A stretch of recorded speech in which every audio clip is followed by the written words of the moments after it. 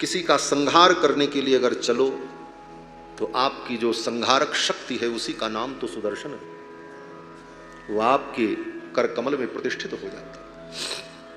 हमारे आचार्यों ने वर्णन किया है कि भगवान जब भी किसी का संहार करने चलते हैं तो भगवान की संहारक शक्ति जो है उसी का नाम तो सुदर्शन है, वो सब जगह आ जाते हैं।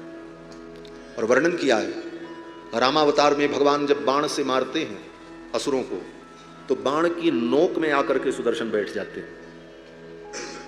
सुदर्शन शतकम में श्री कूर नारायण मुनि वर्णन करते हैं कि बाण के नोक में आकर के सुदर्शन विराजमान हो जाते हैं। नरसिंह अवतार लेकर के भगवान जब हिरण्यकश्यपु का वध करते हैं उस समय भगवान का सुदर्शन चक्र भगवान के नख में आकर के बैठ जाता है। पितामह कहते हैं आज आपने रथ के पहिए को उठाया, इसी में सुदर्शन आ गए, मैं देख रहा हूं। आपने शस्त्र उठा लिया, मेरी प्रतिज्ञा पूर्ण हो गई। पितामह कहते हैं अर्जुन से, अर्जुन ये समदर्शी हैं, मेरे जैसे आतताई के ऊपर भी कृपा करने के लिए, दर्शन देने के लिए आए। और ये भक्त वत्सल है, ये अपने भक्तों के लिए अपनी प्रतिज्ञा को छोड़ देते। स्वनिगमम अपहाय मत प्रतिज्ञामृतमधिकर्तुम, मेरी प्रतिज्ञा को सत्य करने के लिए उन्होंने अपनी प्रतिज्ञा को छोड़ दिया। रथ से कूद पड़े, हंतुमिभम गतोत्तरीय, इनका पीतांबर कंधे से गिर गया।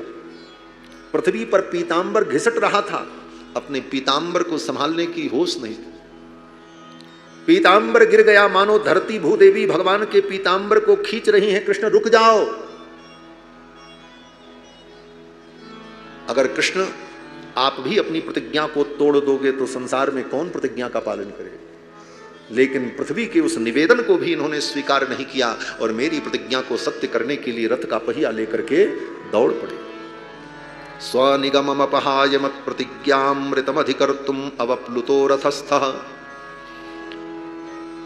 इसलिए ऐसे भगवान श्री कृष्ण मुकुंद में मेरी गति हो, मेरी मति हो, ये सब प्रार्थना भीष्म पितामह ने की। भीष्म पितामह कहते हैं प्रभु अब आप यहीं उतनी देर तक खड़े रहो। भगवान ने कहा कब तक? पितामह ने कहा जब तक मैं अपने प्राणों का त्याग न करूं। लोगों ने कहा महाराज आप तो उत्तरायण की प्रतीक्षा कर रहे थे, सूर्य उत्तरायण हो जाए तब मैं अपने प्राणों का त्याग करूं। भीष्म पितामह मुस्कुराने लगे, मानो भीष्म पितामह कहना चाहते हैं मैं जिस उत्तरायण की प्रतीक्षा कर रहा था वो उत्तरायण कोई और नहीं है, ये कृष्ण है। बोले ये उत्तरायण कैसे है? बोले तुमको पता नहीं, ये भक्त वत्सल उत्तरा के गर्भ में जाकर के उस गर्भ को जीवित करके आ रहे हैं, इसलिए उत्तरायण है।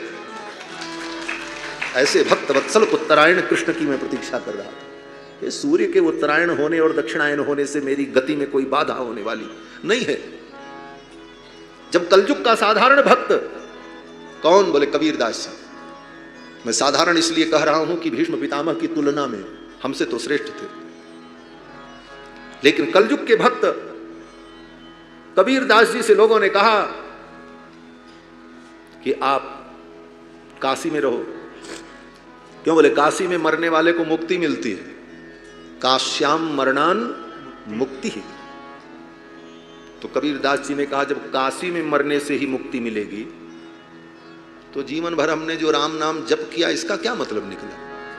फिर तो काशी में चाहे घोड़ा मरे, चाहे गधा मरे, चाहे भक्त मरे, सब बराबर। क्या अंतर हुआ?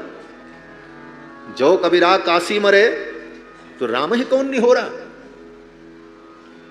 जब एक कलयुग के भक्त को इतना विश्वास है भगवान में कि राम नाम का जप करने वाला कहीं मर जाए उसको उत्तम गति मिलेगी, तो द्वापर युग के पितामह जो भगवान के परम भक्त हैं उनको क्या उत्तरायण की प्रतीक्षा करनी पड़ेगी? उत्तरायण और दक्षिणायन से उनकी गति में कोई बाधा होने वाली? कदापि नहीं। लेकिन वो तो कृष्ण का दर्शन चाहते थे। कृष्ण मेरे सम्मुख हो, मैं इन्हें देखता रहूं और अपने प्राणों का त्याग करूं। भगवान सामने खड़े हैं।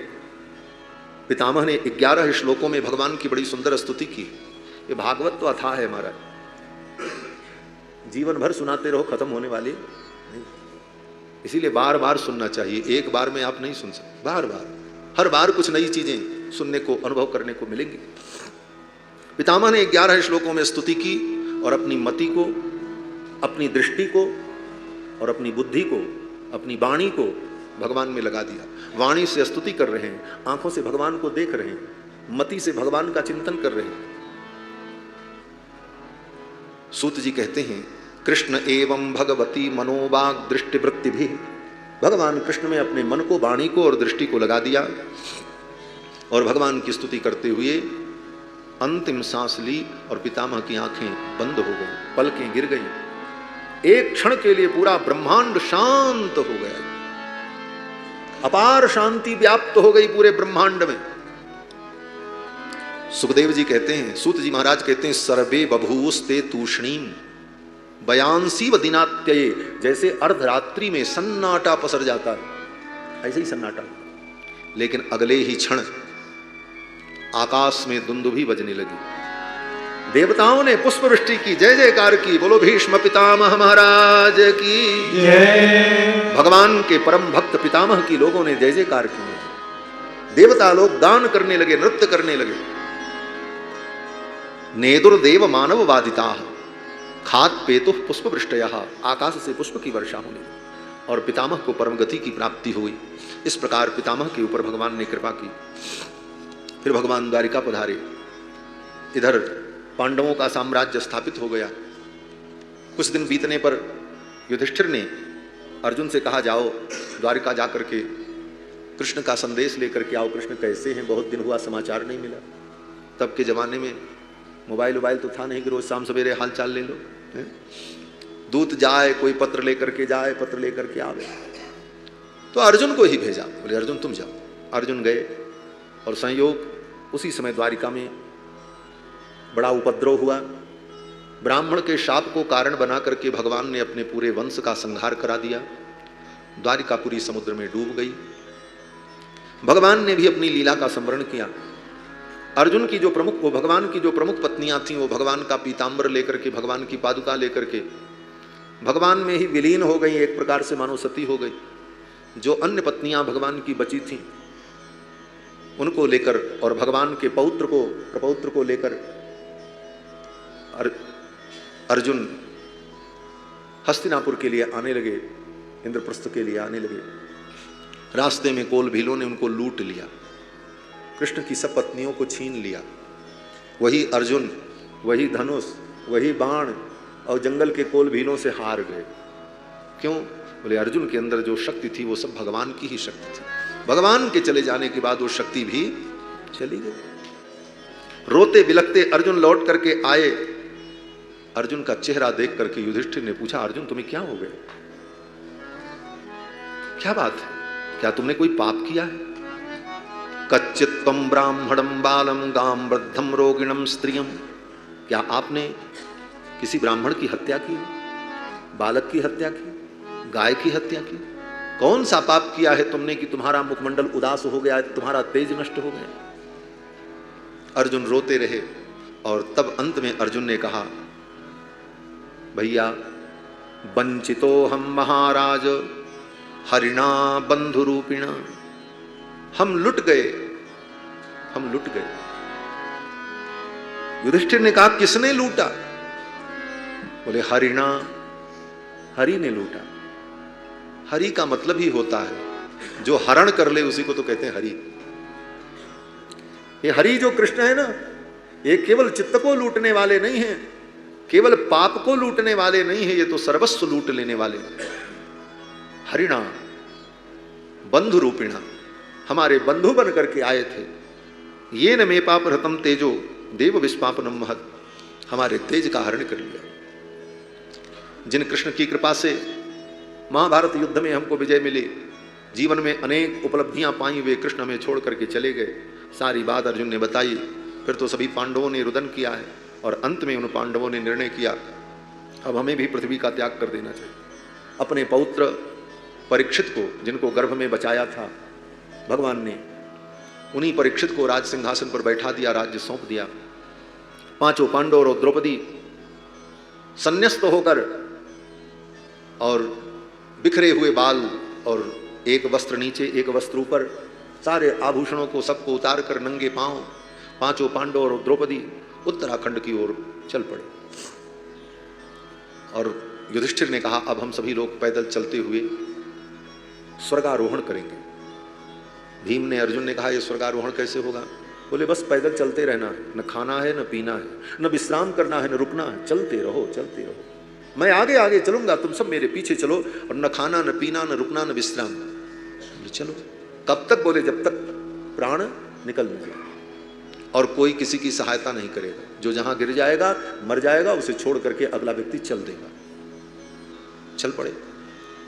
चलते चलते यही वो रास्ता है जहां आप बैठे हैं, बद्रीनाथ धाम। यहीं से पांडवों ने यात्रा की। आगे भीमशिला है, द्रौपदी को पार कराने के लिए शिला रखी भीम जी ने। आगे चलते गए, रास्ते में नकुल सहदेव गिर गए। नकुल सहदेव ने कहा हमें उठा लो, बचा लो। युधिष्ठिर ने कहा कोई किसी को नहीं बचाएगा। नकुल ने कहा, सहदेव ने कहा कि हम लोग सशरीर स्वर्ग क्यों नहीं जा सकते, क्या पाप है? धर्मराज युधिष्ठिर ने कहा कि तुमको अपनी बुद्धिमत्ता पर और अपनी सुंदरता पर बड़ा गर्व था, इस अहंकार के कारण तुम सशरीर स्वर्ग नहीं जा सकते। यहीं तुम्हारा शरीर छूट जाए। छोड़ दिया, चल पड़े।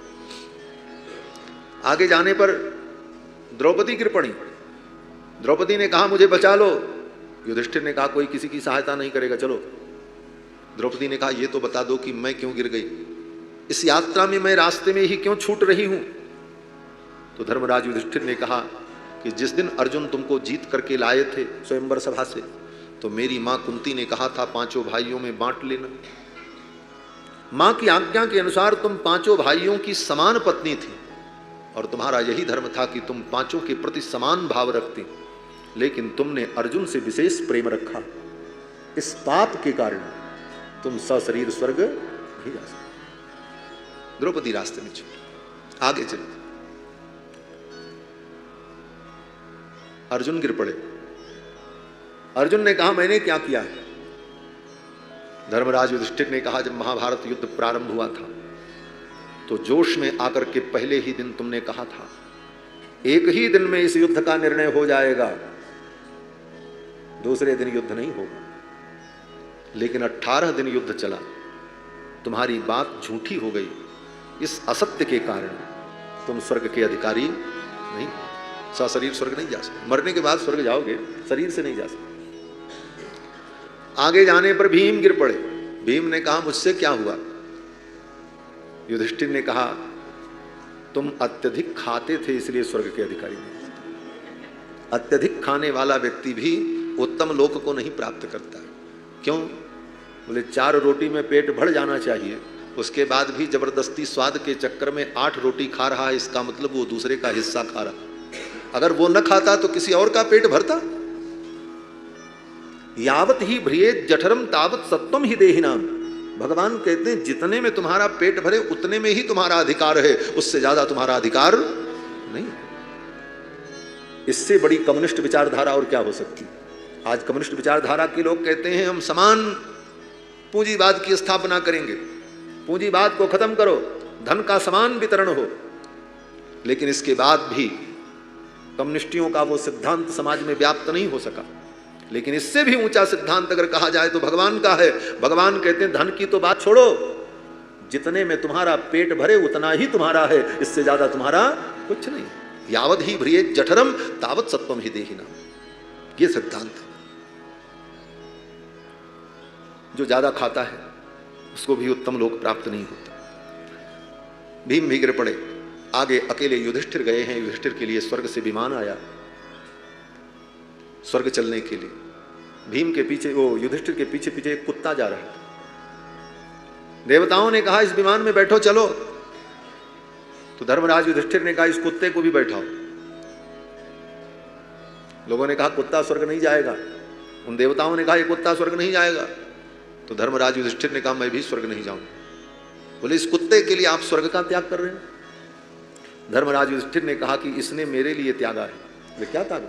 वे सब कुछ छोड़ करके मेरे पीछे पीछे इस निर्जन में, इस पहाड़ में, इस वादी में, इस बर्फ में, जहां कोई आदमी का जीवन संभव नहीं है, लेकिन ये मेरे पीछे पीछे चलकर मेरे भरोसे आया। और मैं इसे छोड़कर अपने सुख के लिए इसे छोड़ दूं और मैं स्वर्ग चला जाऊं? ये नीति नहीं है, ये धर्म नहीं। जिस धर्म से स्वर्ग की प्राप्ति होती है वो धर्म कहता है कि अपने आश्रित का कभी त्याग मत करो। इसलिए इस आश्रित का अगर मैं त्याग करूंगा तो ये अधर्म होगा, तो मैं स्वर्ग का अधिकारी कैसे हो सकता? देवराज इंद्र प्रकट हो गए। देवराज इंद्र ने कहा, आप धर्मराज हैं। वो कुत्ता कोई और नहीं था, भगवान वो इंद्र ही धर्मराज युधिष्ठिर की परीक्षा लेने के लिए आए थे। फिर तो धर्मराज युधिष्ठिर को विमान में बैठाया और लेकर के सशरीर स्वर्ग गए। धर्मराज युधिष्ठिर को सशरीर स्वर्ग की प्राप्ति हुई। इधर महाराज परीक्षित राजा हुए। परीक्षित ने दिग्विजय किया है, 10 दिशाओं को, 4 दिशाओं को जीता है, अपने साम्राज्य की स्थापना की। जहां जहां महाराज परीक्षित जाते युद्ध करने के लिए, बड़े बड़े राजा स्वर्ण की मोहरें लेकर, पुष्पमाला लेकर के, भेंट लेकर के आकर के चरणों में अर्पित कर देते और प्रणाम कर लेते, महाराज मैं आपसे क्या युद्ध करूं? क्यों? बोले आपके पितामह पांडवों ने जो कीर्ति स्थापित की है, ऐसे उत्तम कुल में आपने जन्म लिया है, आप हमारे अधिपति हैं, आप छत्रपति सम्राट हैं। ऐसा कहकर सभी राजाओं ने समर्पण कर दिया। धर्मराज युधिष्ठिर को महाराज परीक्षित ने चक्रवर्ती सम्राट होने का गौरव प्राप्त किया। इसी क्रम में महाराज परीक्षित ने कलयुग को जीत लिया। अंत में कलयुग भी चरणों में गिर पड़ा। बोले मुझे क्षमा कर दो, मुझे कोई स्थान दे दो। कलयुग को छोड़ दिया। 4 स्थान कलयुग को दे दिया, द्यूतशाला, बधशाला, बधूशाला और मध्यशाला। कलयुग ने कहा यह कम है। तो महाराज परीक्षित ने कहा सोने में निवास करो, संपत्ति में निवास करो, अन्याय से उपार्जित जो धन है उस धन में तुम निवास करो। कलयुग चला गया। एक दिन महाराज परीक्षित शिकार खेलने के लिए गए, मृगया करने के लिए, और जंगल में उन्हें प्यास लगी। व्याकुल होकर के एक मुनि के आश्रम में पहुंचे, पानी मांगा। वो महात्मा समाधि में थे, वो कुछ बोले नहीं। महाराज परीक्षित को क्रोध आ गया कि मैं राजा हूं, चक्रवर्ती सम्राट हूं, और इस महात्मा ने मुझे पानी तक नहीं पिलाया, मेरे राज्य में रहता। किसी जन्म का कोई संस्कार जग गया। ये तो अनेक जन्मों के संस्कार होते हैं, अवसर आने पर जग जाते। जैसे पृथ्वी के अंदर अनेक बीज पड़े हैं लेकिन धूल उड़ रही है। ज्यों ही वर्षा होती है चारों तरफ हरियाली प्रकट हो गई, लेकिन अलग अलग प्रकार की, कहीं घास जमती है, कहीं कोई चीज जम जाता, कहीं वो सब बीज भीतर थे। पानी मिला, अंकुरित हो गए। उसी प्रकार कर्मों के बीज हमारी आत्मा में प्रतिष्ठित है। जैसा संस्कार मिलेगा वो बीज अंकुरित हो जाएगा। अगर कुसंग होगा तो गलत संस्कार जागृत हो जाएंगे, अगर सत्संग होगा तो जन्म जन्मांतर के जो अच्छे संस्कार हैं वो समुद्भूत हो जाएंगे, वो जग जाएंगे। किसी जन्म का कोई संस्कार था, प्रारब्ध का खेल था, कुछ क्षण के लिए बुद्धि में विकार उत्पन्न हो गया और एक मरे हुए सांप को उठाकर महात्मा के गले में डाल दिया। महाराज परीक्षित चले आए। महात्मा तो कुछ नहीं बोले। उनके पुत्र को जब पता चला तो उन्होंने शाप दे दिया, जिस राजा ने मेरे पिता के गले में सर्प डाला, आज के 7वें दिन उसे तक्षक नाग काट ले, उसकी मृत्यु हो जाए।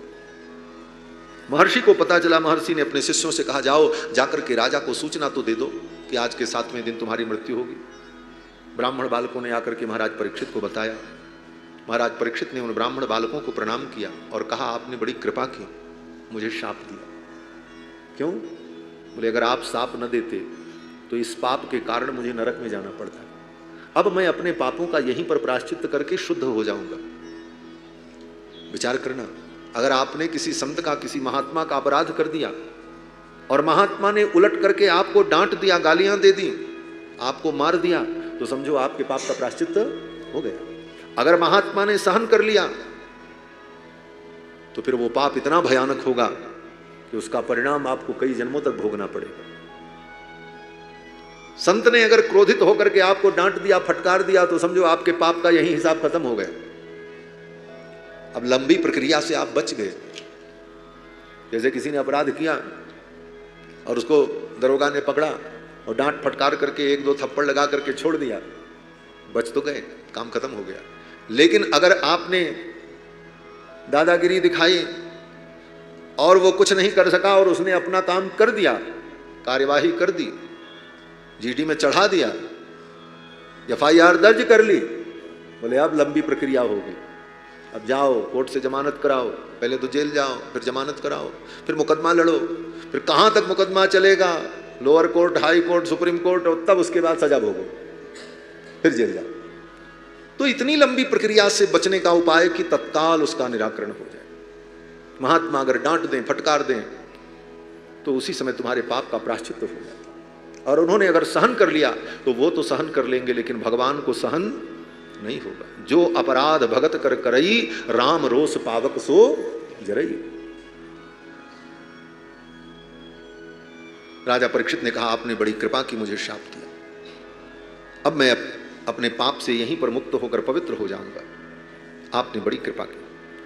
और महाराज परीक्षित ने विलंब नहीं किया, तुरंत अपना राज्य अपने पुत्र जन्मेजय को दिया और सब कुछ छोड़कर गंगा के तट पर आ गए।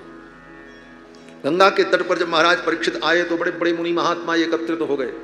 ये समाचार सुनकर महाराज परीक्षित को शाप हुआ है। परीक्षित तो परम धर्मात्मा, भगवान के परम भक्त, और वो मरने के लिए, प्रायोपवेशन करने के लिए गंगा के तट पर आए हैं और 7वें दिन उनकी मृत्यु होगी। सहानुभूति में बड़े बड़े ऋषि मुनि महात्मा लोग वहां आ गए। सब विचार करने लगे क्या करना चाहिए।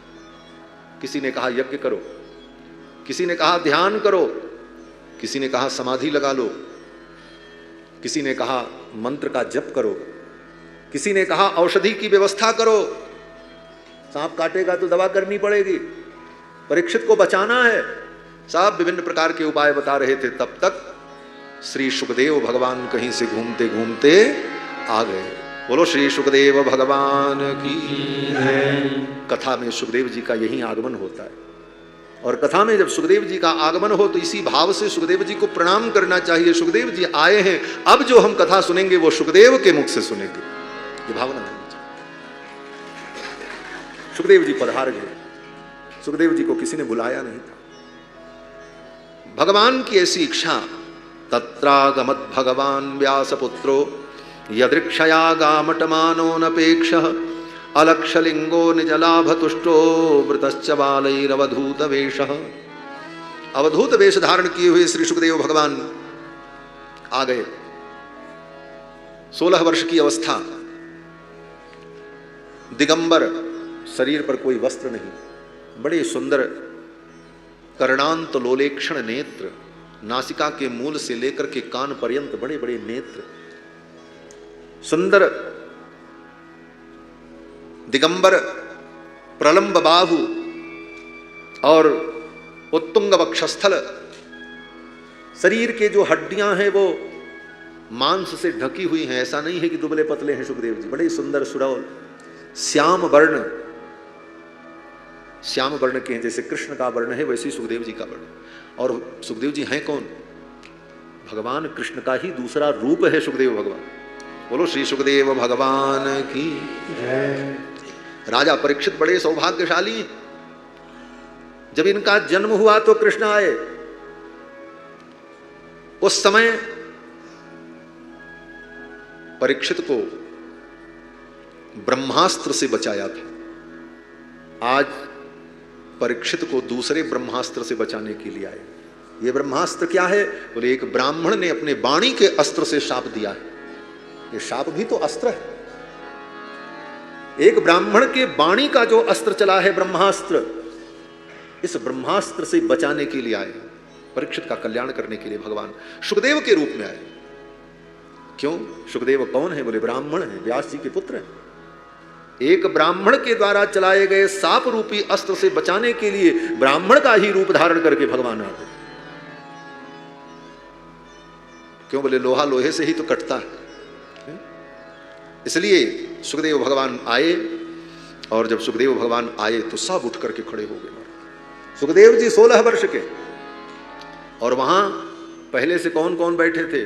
बोले सुखदेव जी के पिताजी बैठे थे, व्यास जी। सुखदेव जी के पिताजी के जो पिताजी थे पराशर महर्षि, वो भी बैठे थे। उनके जो बाप थे महर्षि शक्ति, वो तो मर चुके थे, लेकिन उनके भी बाप जो थे वो कौन? महर्षि वशिष्ठ, वो भी वहां बैठे थे। इनके बाप बैठे थे, इनके बाप के बाप बैठे थे, और इनके बाप के बाप के बाप के बाप वशिष्ठ जी महाराज भी बैठे थे। ये सब उठ करके खड़े हो गए। क्यों?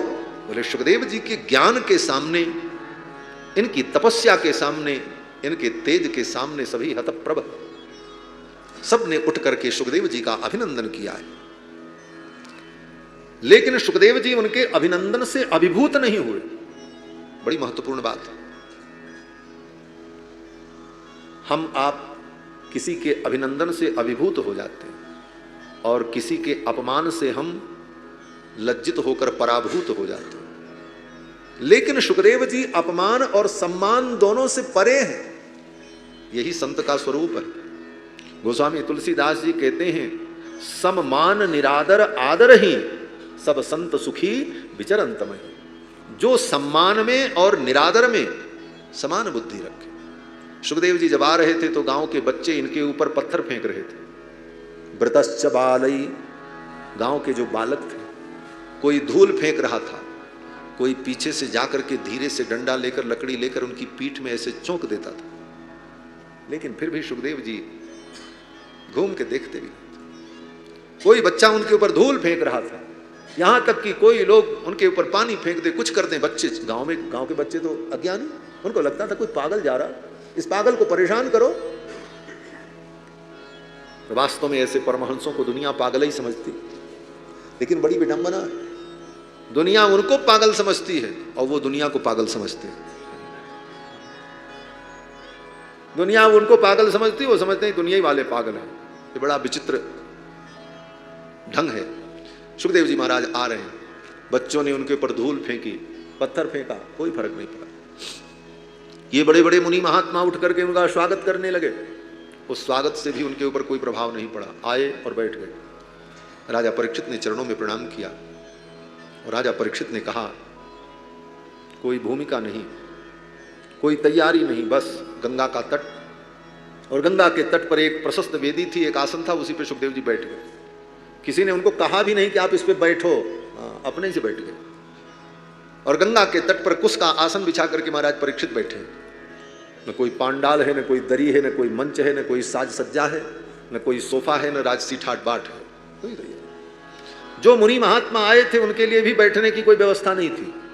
क्यों? बोले मुनि महात्मा लोग अपना आसन अपने साथ लिए रहते, अपना मृगचर्म, अपना कुशासन सब साथ में था, जो जहां था अपना बिछाया और बैठ गए। सुखदेव भगवान जब बैठे, अब कौन बोले? किसी की बोलने की तो हिम्मत थी नहीं। महाराज परीक्षित ने प्रणाम किया और कहा कि अतः पृच्छामि संसिद्धिम योगिनाम परमम गुरुम। हे योगियों के परम गुरु, अब मैं आपसे पूछता हूं कि एक मरने वाले व्यक्ति को क्या करना चाहिए? पुरुषस्य यत् कार्यम म्रियमाणस्य सर्वथा, जो सर्वथा म्रियमाण है, जो मरने वाला है, उस व्यक्ति को क्या करना चाहिए? यत् श्रोतव्यम अथोजप्यम यत् कर्तव्यम निभि प्रभु। हे प्रभु, एक मरने वाले व्यक्ति को क्या करना चाहिए? क्या जपना चाहिए? क्या सुनना चाहिए? क्या करना चाहिए? किसका भजन करना चाहिए? कुल मिलाकर के महाराज परीक्षित का कहने का भाव यही है कि एक मरने वाले व्यक्ति को क्या करना चाहिए। बस एक प्रश्न है, और इसी प्रश्न का उत्तर श्रीमद् भागवत महापुराण की कथा है। मरने वाले को क्या करना चाहिए? और यहाँ जितने बैठे हैं सब मरने वाले, हम आप सब मरेंगे, ऐसा नहीं है कोई अमर है, मरेगा सब। और मरने वाले व्यक्ति को मरने के पहले क्या करना चाहिए, यही भागवत है। राजा परीक्षित कहते हैं कि पुरुषस्य है यत् कार्यम म्रियमाणस्य सर्वथा, एक मरने वाले व्यक्ति को क्या करना चाहिए? मरण धर्म प्राणी का कर्तव्य क्या है? मरने के पहले हमको क्या कर लेना चाहिए? और महाराज परीक्षित का यह प्रश्न हमारा आपका सबका प्रश्न है। हम आप भी 7 दिन में ही मरेंगे, हाँ, क्योंकि 7 ही दिन होता है, 8वां दिन होता ही नहीं। रविवार, सोमवार, मंगलवार, बुधवार, बृहस्पतिवार, शुक्रवार, शनिवार, 7 ही दिन होता है। अंतर इतना है, वो 7वें दिन मरेंगे और हम आप 7 दिन में मरेंगे। लेकिन एक बात और है। बोले क्या? बोले महाराज परीक्षित तो 7वें दिन मरेंगे। 7 दिन में 1 मिनट भी कम रहेगा, 1 सेकंड भी कम रहेगा तो नहीं मरेंगे, क्योंकि 7वें दिन उनको मरना है। तो उनके पास तो 7 दिन की आयु कन्फर्म है। लेकिन हमारी आपकी क्या स्थिति है? 7 घंटा भी कन्फर्म नहीं है। 7 घंटा कौन कहे, 7 मिनट भी कन्फर्म नहीं है। क्या पता अभी हम कथा सुना रहे हैं, अगले क्षण हम मर जाएं। आप सुन रहे हैं, अगले क्षण मर जाएं। ये जीवन तो अनित्य है। आज कथा सुन रहे हैं, सुना रहे हैं, कल पता नहीं क्या होगा, किसको पता है। एक पल की खबर नहीं। लेकिन हम योजना बना रहे हैं 10 वर्षीय। सरकार तो 5 वर्षीय योजना बनाती है, हम लोग तो 10 वर्षीय योजना बना बैठे। एक महात्मा कहते थे, खबर नहीं पल की और बात करें कल की। एक पल की खबर नहीं है और हम निश्चिंत हैं। बंधुओं, जीवन को अनित्य समझकर, ये जीवन अनित्य है। प्रहलाद जी कहते हैं, दुर्लभम मानुषम जन्म। ये मनुष्य जन्म दुर्लभ है, लेकिन अनिश्चित है। मनुष्य जन्म का बड़ा महत्व है। कई जन्मों के पुण्य के बाद व्यक्ति मनुष्य बनता है। कबहु की करी करुणा नर देहि। भगवान कभी करुणा करते हैं तो मानव जीवन मिलता है। इसकी बड़ी महिमा है, बहुत अच्छा है। इस जीवन की बड़ी महत्ता है। लेकिन इसकी एक कमी भी है। कमी क्या है बोले, कब आपसे ये छीन लिया जाएगा इसका कोई ठिकाना नहीं। इस बात को हम भूल जाते हैं और यही भूलना ही हमारे पतन का कारण बनता है। हम अपनी मृत्यु को भूल जाते हैं। मृत्यु को जो व्यक्ति भूल जाता है वही पाप में मशगूल हो जाता है। मृत्यु को हम हमेशा याद रखें। एक दिन सब छोड़ देना है। इसलिए मरने के पहले हमारा कर्तव्य क्या है, हमें जीवन में क्या करना चाहिए, यही भागवत सिखाती है। और महाराज परीक्षित ने यही पूछा। सुखदेव भगवान बड़े प्रसन्न हो गए और सुखदेव जी ने राजा परीक्षित को साधुवाद दिया और कहा, राजन तुमने बहुत सुंदर प्रश्न किया है। वरी आने सते प्रश्न, तुम्हारा ये प्रश्न बहुत सुंदर है और इस प्रश्न के उत्तर से सारे संसार का कल्याण होगा। और ये कहते हुए सुखदेव जी ने राजा परीक्षित को कथा सुनाना प्रारंभ किया। सबसे पहले सुखदेव जी ने कहा, ये मनुष्य जीवन बड़ा दुर्लभ है और इस जीवन में व्यक्ति आधा समय तो सो करके बिता देता है। आधा जो बचता है वो दुनिया के प्रपंच में उसका बीत जाता है और यही करते करते जीवन बीत जाता है। इसलिए हे राजन, जीवन में भगवान का इतना स्मरण कर लो, जीवन रहते भगवान की इतनी भक्ति कर लो, इतनी उपासना कर लो, इतना चिंतन कर लो, इतना ध्यान कर लो कि जब तुम्हारे जीवन का अंतिम क्षण आवे उस समय केवल भगवान की याद आवे और किसी की याद ना आवे। ये कैसे होगा बोले, पहले से तैयारी करनी पड़ेगी। आज से ही तैयारी शुरू करनी पड़ेगी।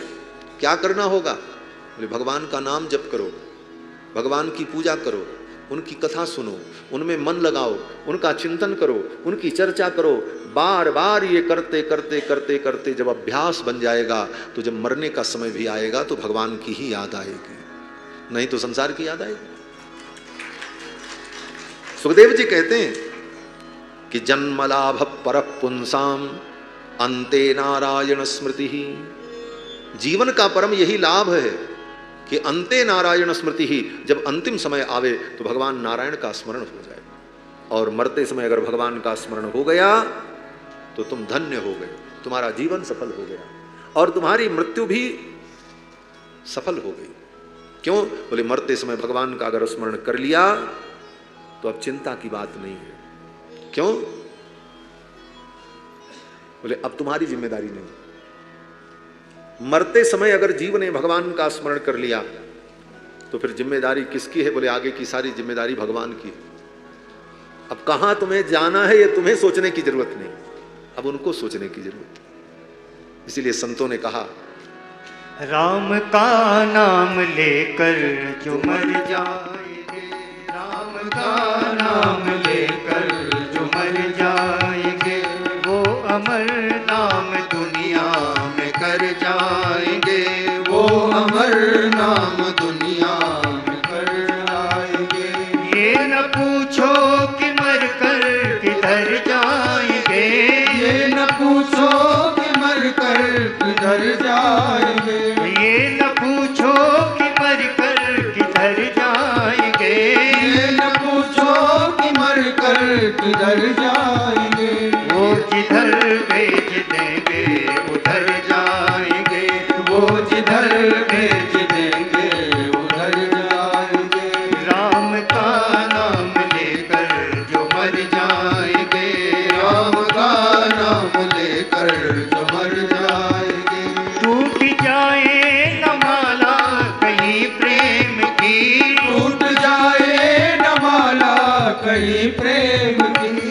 टूट जाए न माला कहीं प्रेम की, टूट जाए न माला कहीं प्रेम की, कीमती ये रतन सब बिखर जाएंगे, कीमती ये रतन सब बिखर जाएंगे। राम का नाम लेकर जो मर जाएंगे, राम का नाम लेकर जो मर जाएंगे।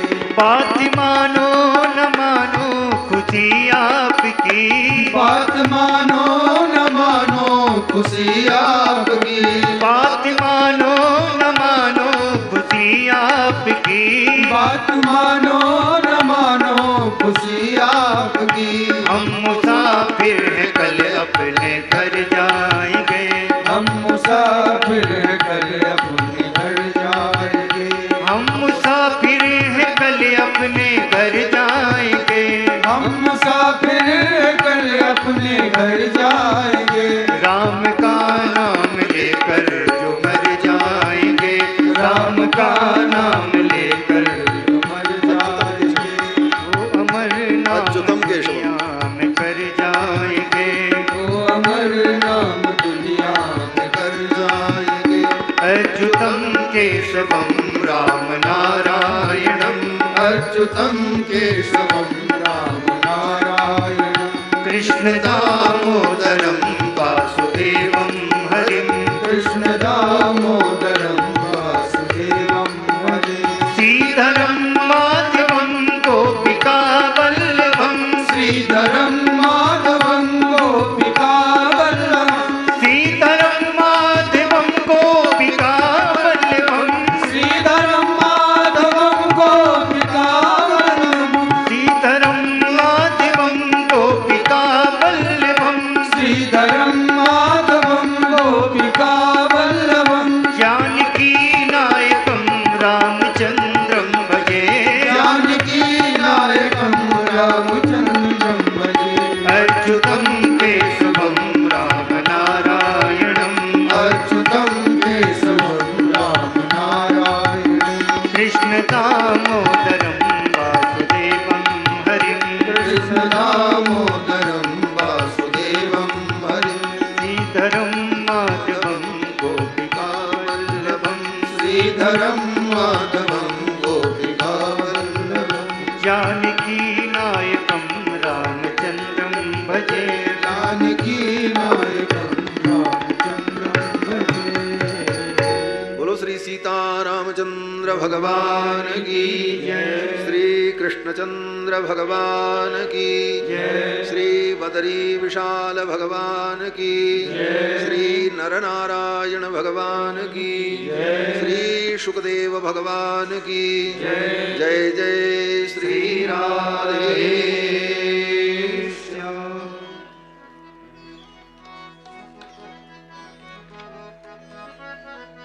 मैं आयोजक मंडल की तरफ से स्वामी राघवाचार्य जी का अभिवादन करता हूं, धन्यवाद करता हूं। आपने बड़े ही सुंदर और सरल स्वभाव से और इतना सुंदर भागवत का व्याख्यान किया, हम बहुत बहुत आभार प्रकट करते हैं। और श्रोतागणों ने भी बड़े सहज स्वभाव से बैठकर बड़े शांतिपूर्वक इस कथा को सुना। मैं आप सभी का भी आभार प्रकट करता हूँ, सभी का बहुत बहुत धन्यवाद। आज के जो आयोजक हैं और जो जजमान हैं उनको मैं मंच पर बुलाना चाहता हूँ। महाराज जी से आशीर्वचन लेंगे, आशीर्वाद लेंगे एवं स्मृति चिन्ह महाराज जी उनको भेंट करेंगे।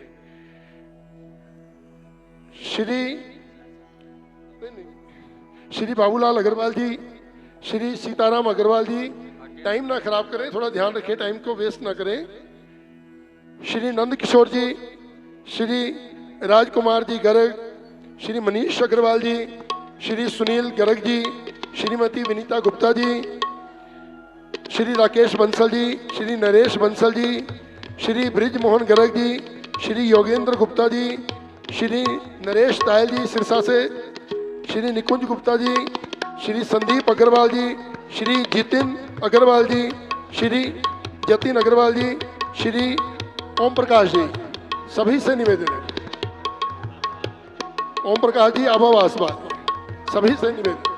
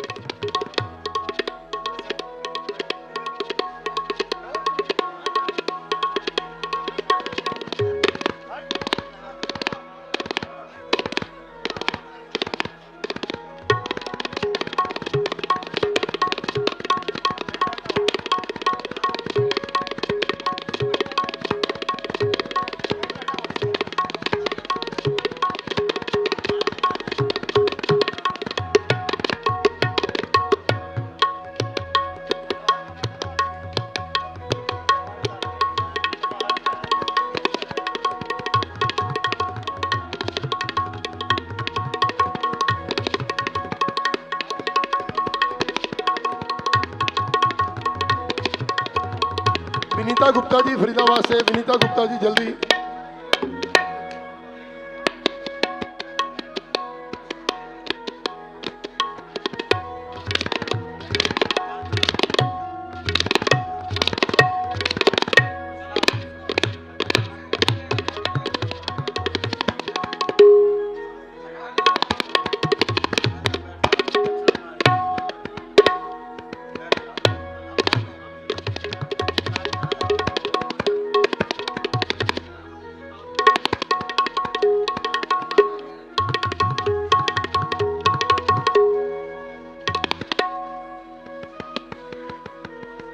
कल के जो जजमान हैं लाला रुल्दू राम जी का परिवार मानसा से, उनके भाई गिरधारी लाल जी, अशोक कुमार जी परिवार मानसा से, तरसेम चंद जी, विजय जी, राकेश रमन्ना जी, ममता जी, सुनीता जी, यशपाल जैन जी, शैली की मम्मी, ये सभी परिवार जो हैं जैतो मंडी से, मानसा से, संगरूर से एवं ऊंचो मंडी से आए हैं। कल सुबह 8:45 9 बजे से पहले यहाँ पूजा के लिए पहुंचेंगे। सभी से निवेदन है समय पर पहुंचे। अभी आरती के लिए सभी अपने स्थान पर खड़े खोल दिया। 8:45 सुबह।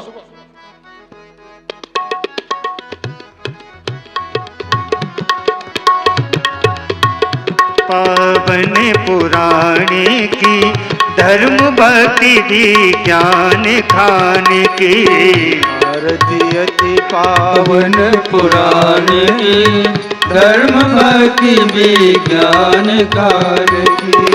महापुराण भागवत निर्मल सुख मुख विगलित निगम कल्प फल, परमानंद सुधारस में कल लीला रति रस रस निधान की। आरती अति पावन पुराणे धर्म भक्ति विज्ञान काल की। कलिमल मथन त्रिताप निवारणी, जन्म मृत्यु में भव भय हारणी, सेवत सतत सकल सुख कारणी, सुमोह सती हरि चरित गान की। आरती अति पावन पुराणे धर्म भक्ति विज्ञान काल की। विषय विलास विमोह विनाशनी, विमल विराग विवेक विकास, भगवत रहस्य प्रकाशनी, परम ज्योति परमात्म ज्ञान की। आरती अति पावन पुराणे धर्म भक्ति विज्ञान काल की। परमहंस मुनि मन उल्लासनी, रसिक हृदय रस रास विलासनी, मोति मोति रति प्रेम सुदासनी, कथा किंचन प्रिय सुजान की। आरती अति पावन पुराणे धर्म भक्ति विज्ञान काल की। धर्म